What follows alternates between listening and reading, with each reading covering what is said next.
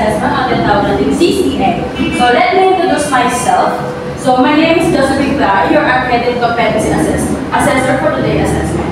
So I would like to acknowledge the presence of Miss Monica Abrugan, one of members of our debate representative of the school, our tester representative, and Miss Pauline De Rosado, our representative from Tester Provincial Office. Thank you.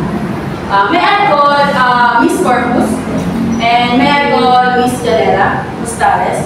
So, can I have your admission slip, please? Thank you.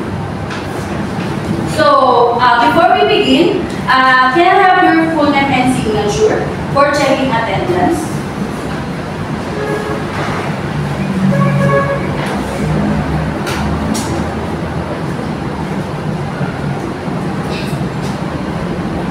Are you done? Thank you.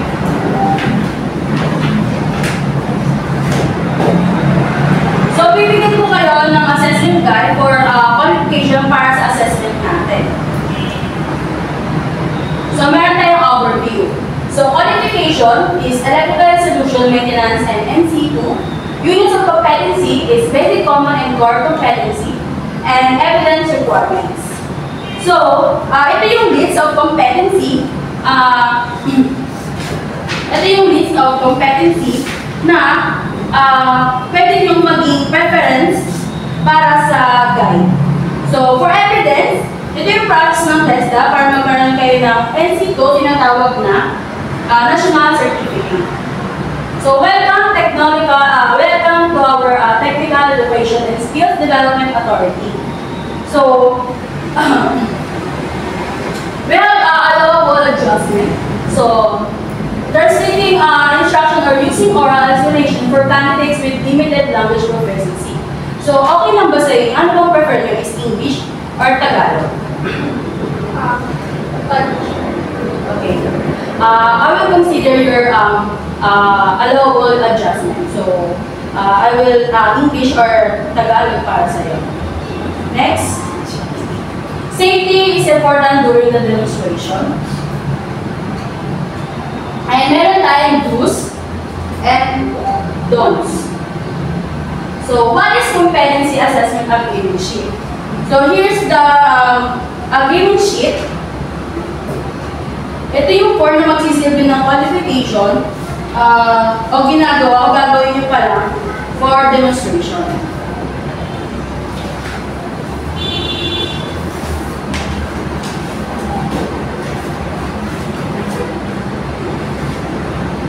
Are you done? Thank you.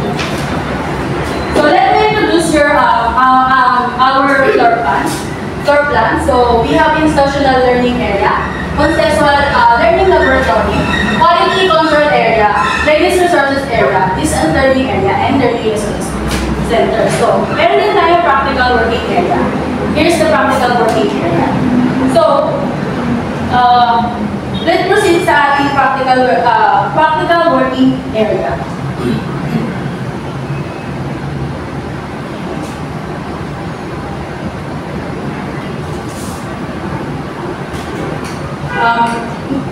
Miss Janela, can I have your authority to pumunta dito sa practical working area natin?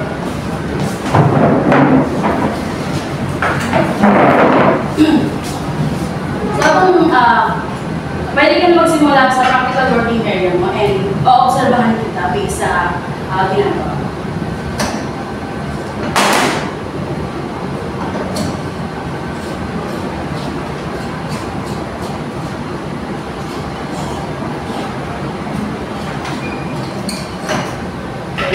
May tanong ako, Miss Janela. Bakit importante ang safety procedure para sa paggawa ng ating practical working area?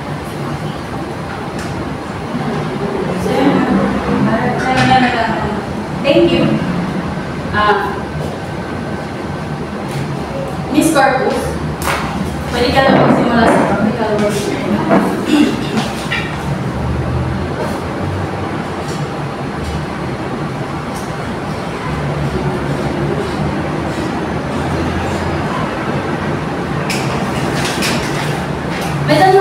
office corpus. Bakit mahalaga yung safety procedure para sa practical working area? Okay, thank you. So now, let's go back to our contextual learning. So, i-discuss ko naman sa inyo yung rules of evidence ng TESDA. So, here's the TESDA rules of evidence. We have authentic, valid, current, and consistent, and recent sufficiency. So, dito,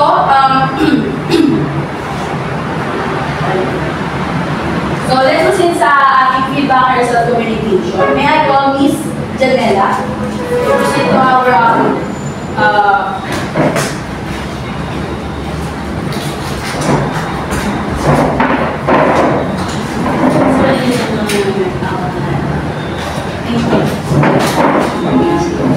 may I call Miss Corpus?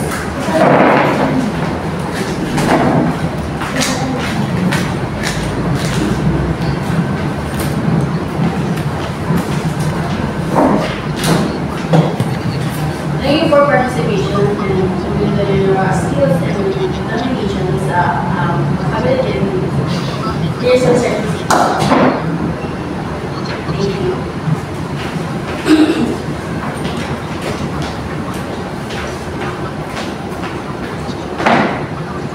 For final,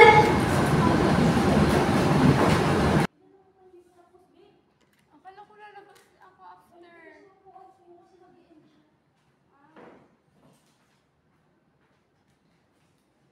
so for final documentation, endorsement, and closing.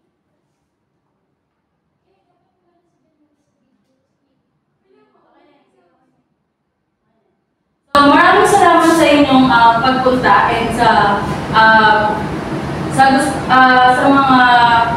mga ginawa niyo para matapos yung practical working area assessment natin ngayong araw na ito. And I would like to say congratulations pa rin both of you sa effort na ginawa niyo and pagbibigay ng weakness and strength sa pagdating sa practical working area. Salamat.